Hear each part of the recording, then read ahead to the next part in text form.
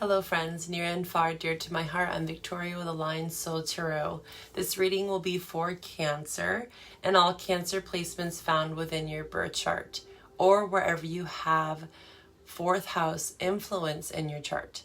If you are unfamiliar with any of these placements, just know that I offer personalized birth chart and synastry relationship readings. These sessions are deeply insightful and offer clarity for the questions at hand.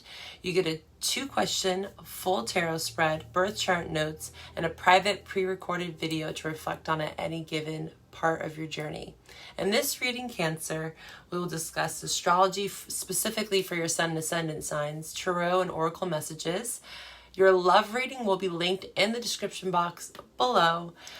There always seems to be some crossover, so I highly encourage you to watch both readings for the month of March and all the months ahead, and also watch for your other placements to gain some more perspective. We are in Pisces season. This is a month of dreams, vision, right? Imagination, culmination as we plant and sow new seeds into spring. Depending on where you are in the world, these seasonal shifts may look and appear different, but it all reflects change on the cyclical wheel of life. We have a full moon lunar eclipse in Libra to mark this new landscape we are entering. During eclipses, it is crucial to pay attention to your north and south natal nodes. This month, I'm offering a special $20 lunar node reading, focusing on your birth chart's lunar nodes and how they're being activated during this 1.5-year cycle. Aries North Node, Libra South Node. Pisces season really asks us to get in touch and tune with ourselves. What have we encountered since the last lunar eclipse in October? Pisces wants you to dig deep into the uncomfortably comforting abyss, deepening our connection with ourselves and therefore with others. No strings attached, untethered and free. We may feel a little dreamy, and this is exactly where the magic happens. Now, Cancer, let's get into your reading. Well, hello, Cancer. Welcome to this space. Welcome to March. Thank you for joining me here on my channel. If you're new, please like, comment, subscribe. Let me know about your placements, your Cancer placements. If you're a cross watcher, you're welcome here, right?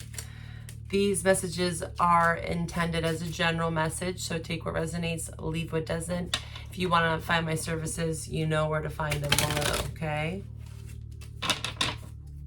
All right, Cancer, let's get into this.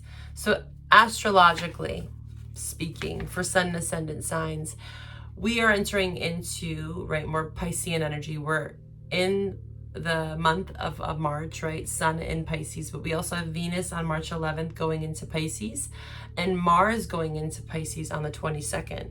So what does this mean for you, Cancer? This is your 9th house. 9th house talks about spirituality. It's Sagittarius energy, different walks of life, different flavors, different cultures, travel, right? Experiences, adventure,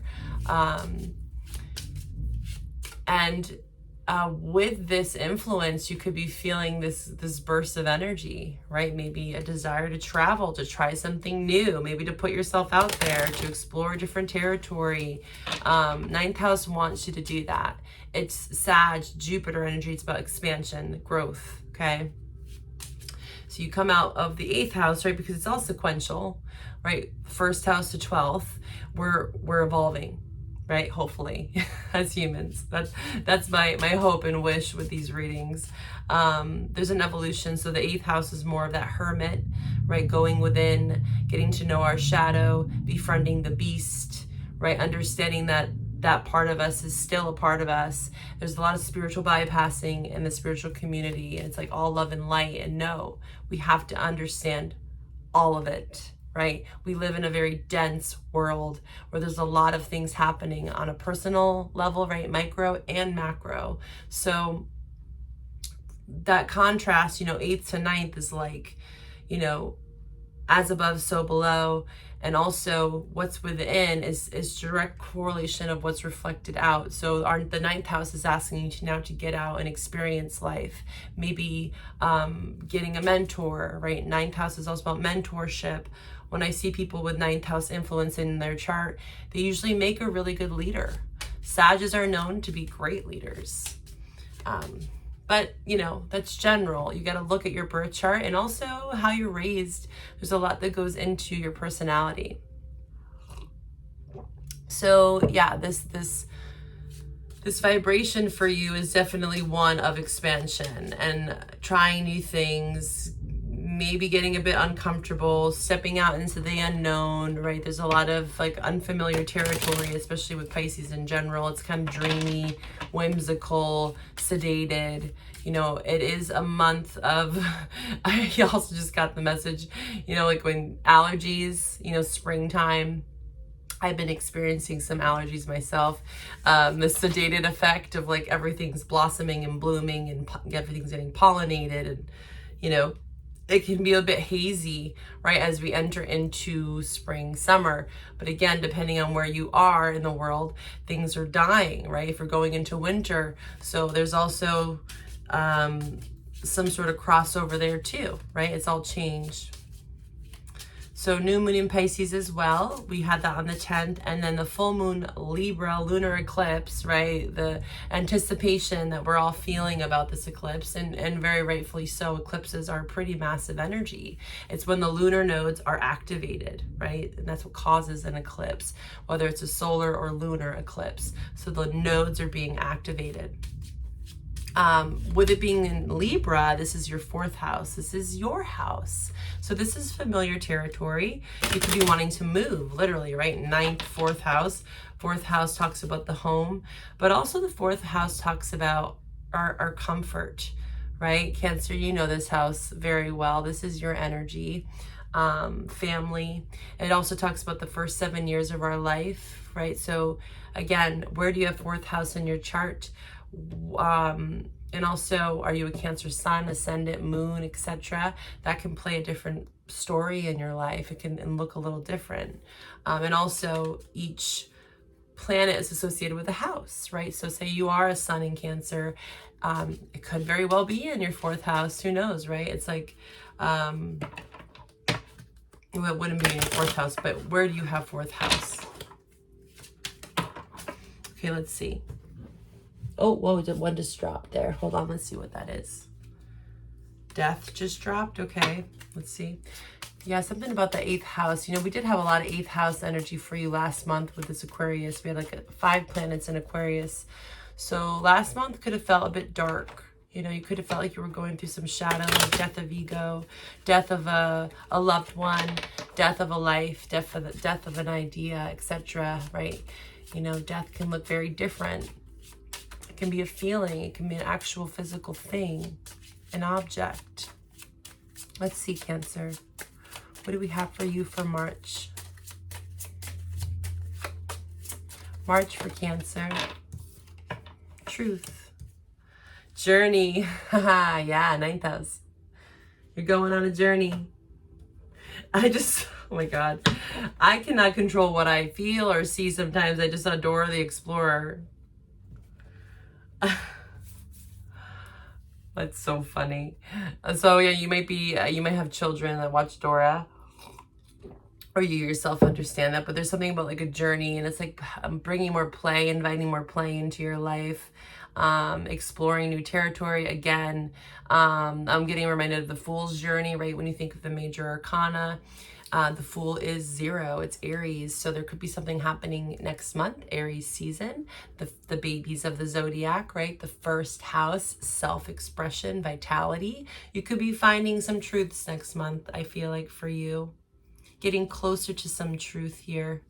I feel like there's some, like, if you look at the imagery here, so there's the journey card, right? And there's like this spark, this trail that you might be following or being guided towards, and it leads you to some truth. So also what I'm getting off of this is like all the options along that journey, right? And then it gets you closer to that one thing that you know and you hold really true to yourself, okay? Beautiful. Let's pull from the empathic oracle here. What do we have for Cancer for March? Again, you can find the love reading below in the description box if you want to follow me over there for that reading as well. And I highly encourage you to watch your October reading. That's also linked below. That's our last eclipse, right? There's some messages here for some of you. Cancer, what do we have here? Cancer for March. Please show me what I need to see. The truth and nothing but the truth for Cancer. Cancer, please. Surrender. You're surrendering to maybe some sort of entanglement, detangling yourself, right? Setting apart, you know, what's yours and what's not, right? Proclaiming your truth, your independence. Like Aries is so strong in this energy because, again, Aries is the Fool, the journey, and truth is like the North Node in Aries. You could have a North Node in Aries. For some of you, you could check out what your North Node placement is. Again, I am doing those readings if you're interested in one. But North Node in Aries, what does that look like, right? Radical free thinker. Getting really familiar with who you are, and what you're here to do.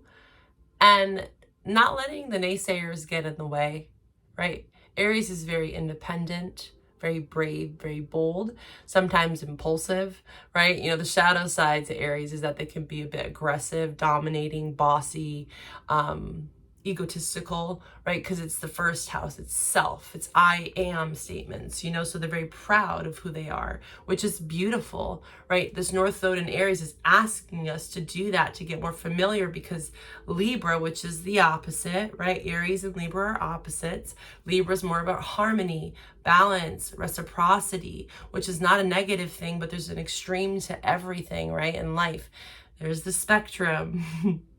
You know, if we're overgiving, overstepping, have no boundaries, right? People will just walk all over you. So there's a balance there to learn, okay? And there's some surrender here. You might be surrendering again to a truth. Really, that's what's coming through strongly.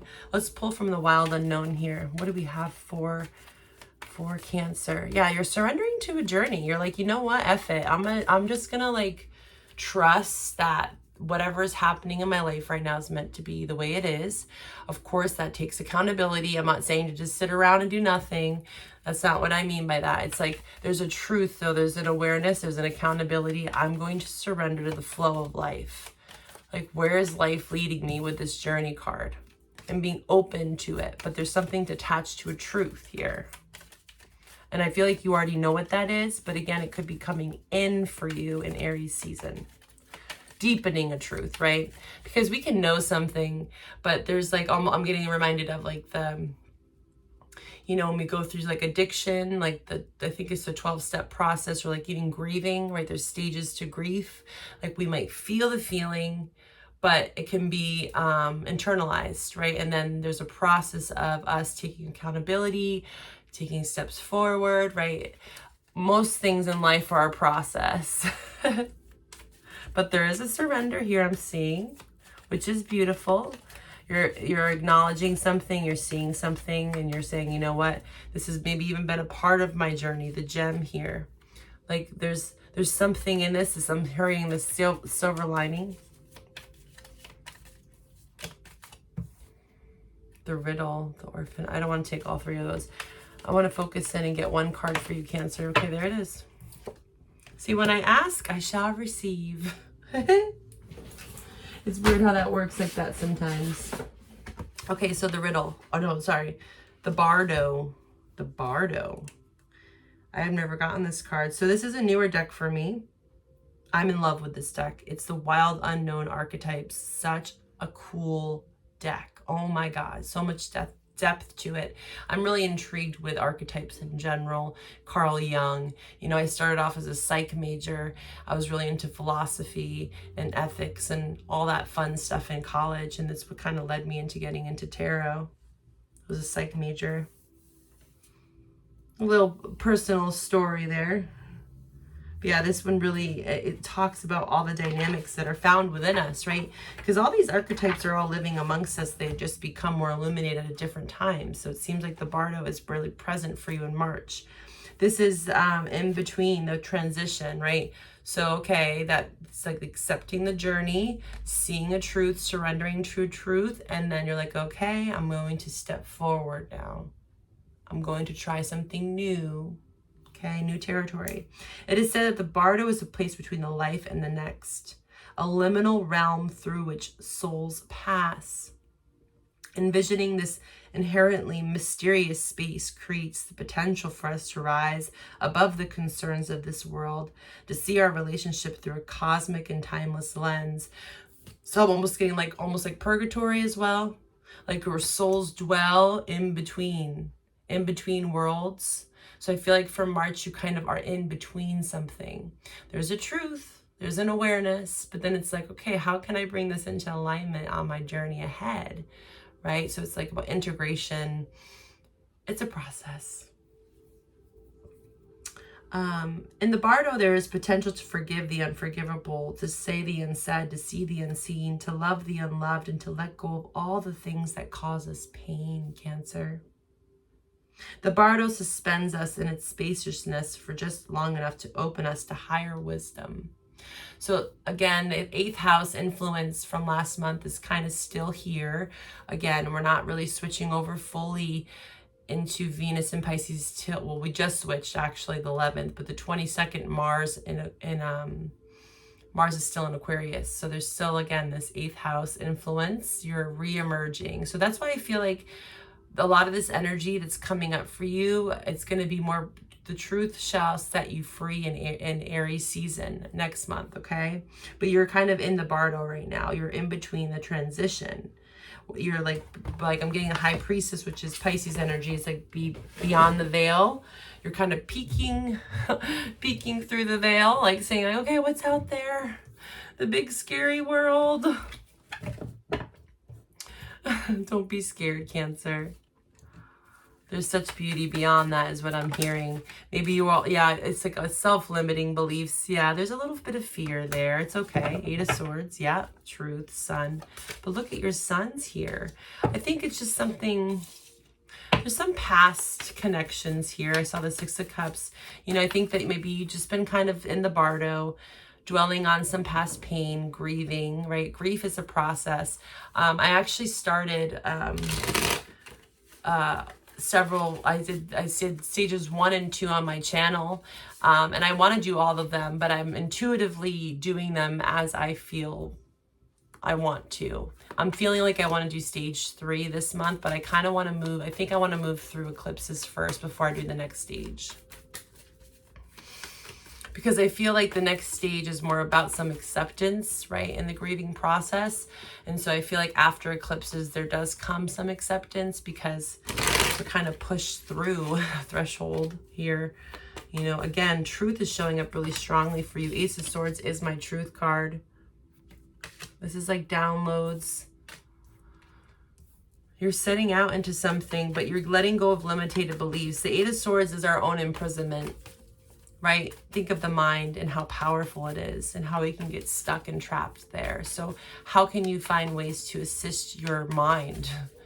You know, this is a strength year. This is about befriending the beast as well. High Priestess showing up. Rest. Yeah, lots of rest for you.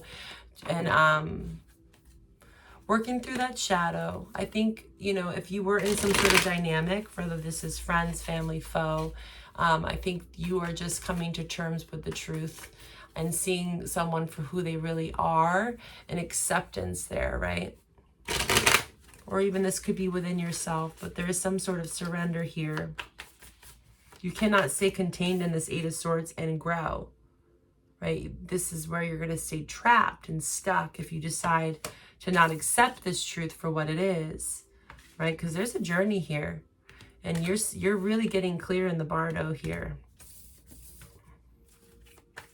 I'm getting, oh my God.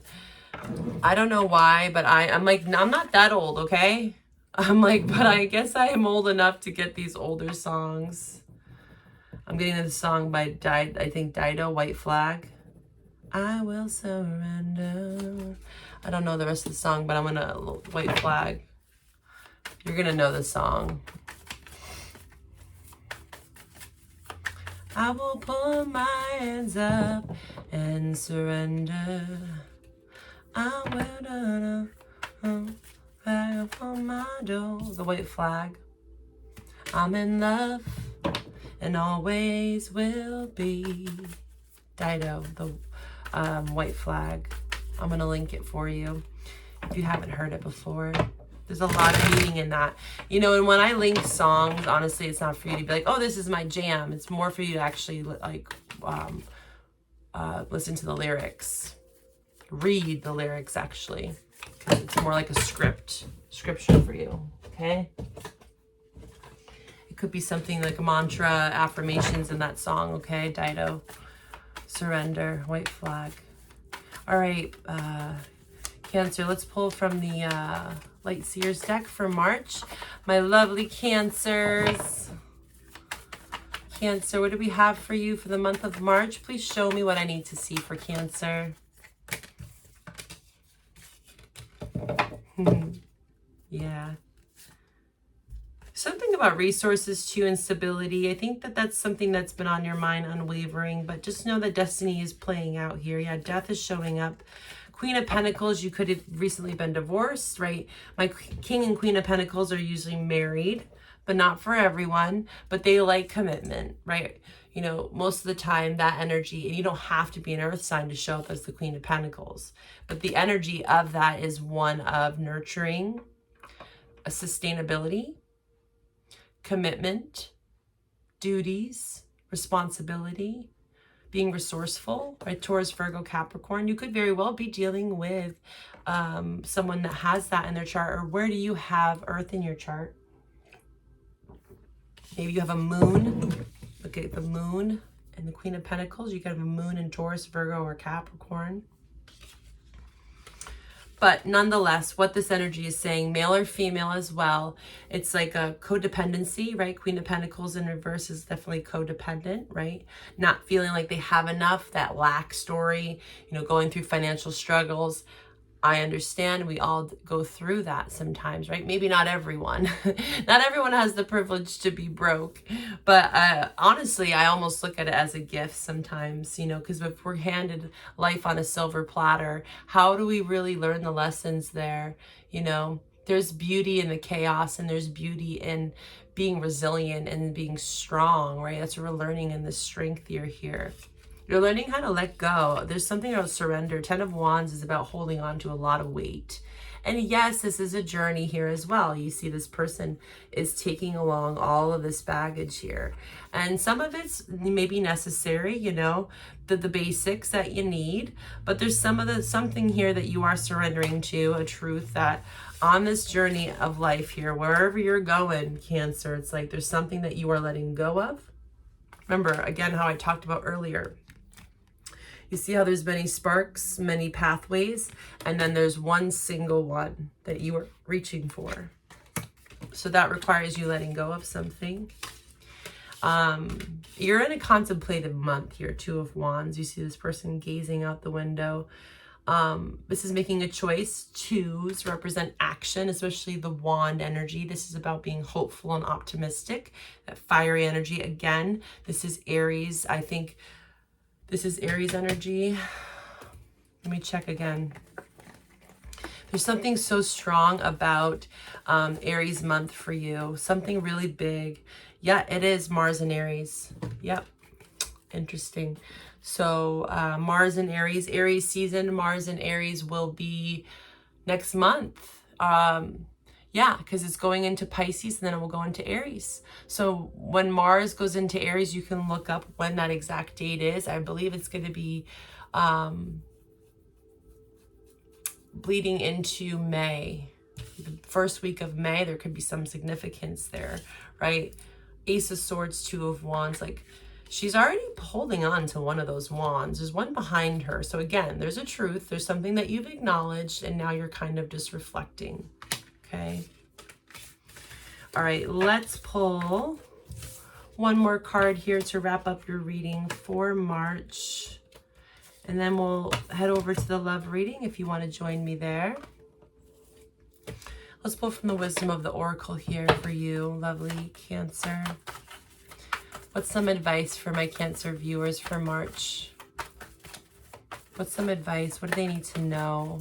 What does Cancer need to know? Message in a bottle, TikTok. Your time is of the essence here. You've been in a place of observing, rightfully so, 8th house, right? The bardo, in between worlds, purgatory, you know.